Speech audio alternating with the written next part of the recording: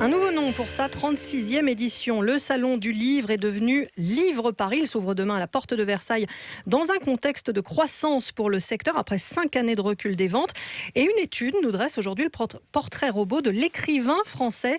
Étude faite par le Centre national du livre dont vous êtes le président, Vincent Monadet. Bonjour.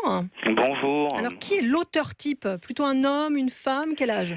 Alors, d'abord, la grande étude a été faite par le ministère de la Culture et de la Communication. Nous, on en a fait une petite partie sur les auteurs qui se déclarent professionnels de l'écriture, et ce sont plutôt des femmes, mais plutôt autour de 35 à 49 ans. Qui écrivent quel genre de bouquins? Qui écrivent plutôt de la littérature. Des romans? Des romans, oui. Quels sont les revenus annuels d'un auteur type grâce au livre?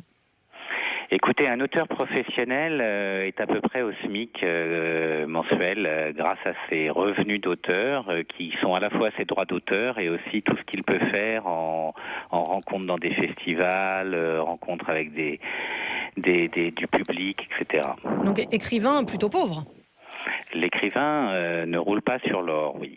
Il doit donc trouver d'autres sources de revenus. Il travaille en parallèle?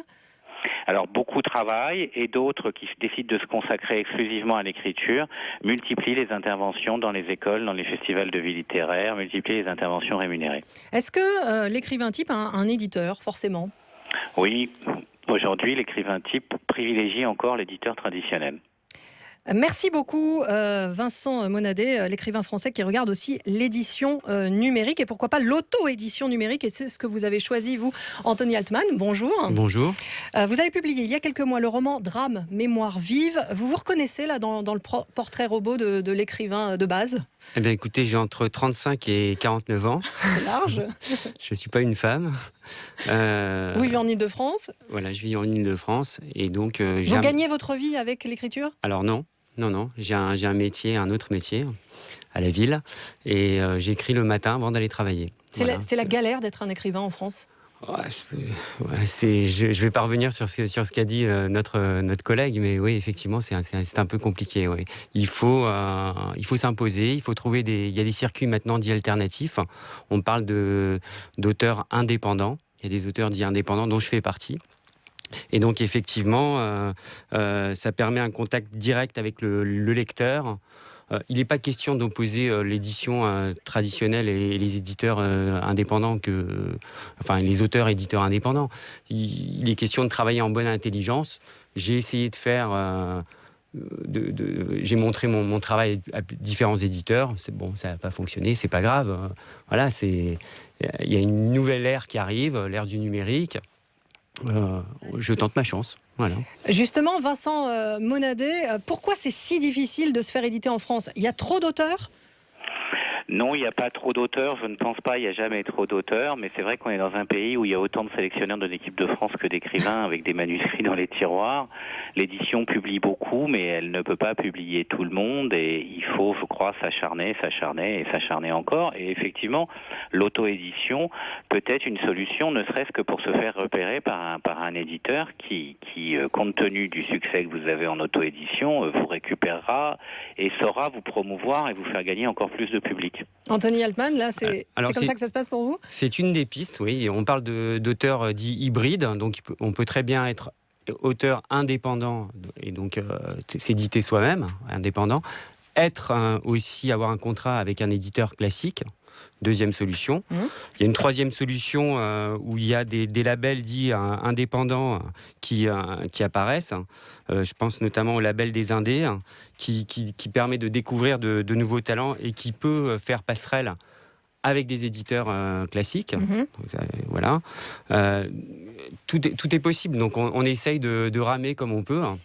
Bon, en ce qui me concerne, j'ai mis mon livre Drame il y a 4 mois sur une plateforme commerciale. Dont on peut citer le nom ou pas? Sur Amazon, voilà. Est-ce que ça fonctionne? Et au moment où je vous parle, je suis dans le top 10. J'ai trouvé une petite niche qui s'appelle la littérature de cinéma. Et je suis dans le top 10.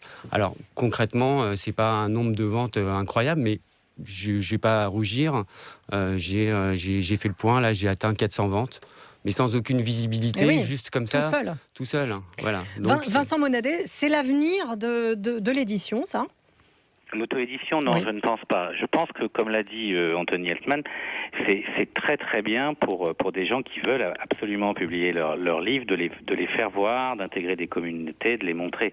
Mais ça restera, ou si c'est des succès très épiphénoménal, ou alors ça restera comme Alien, dans l'espace, personne ne vous entend crier, donc vous n'arriverez pas à avoir un lectorat très étendu.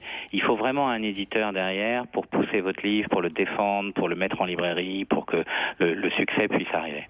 Vous serez présent au Salon du Livre, Anthony Altman ? Bien sûr, je serai présent. Et évidemment, et je voulais rebondir sur ce nouveau phénomène, ce phénomène, quoi. C'est plus qu'un phénomène, ça devient quelque chose c'est plus qu'un phénomène. On est en contact direct avec les lecteurs. Voilà, ça c'est la chose qui est peut-être différente par rapport à un éditeur classique.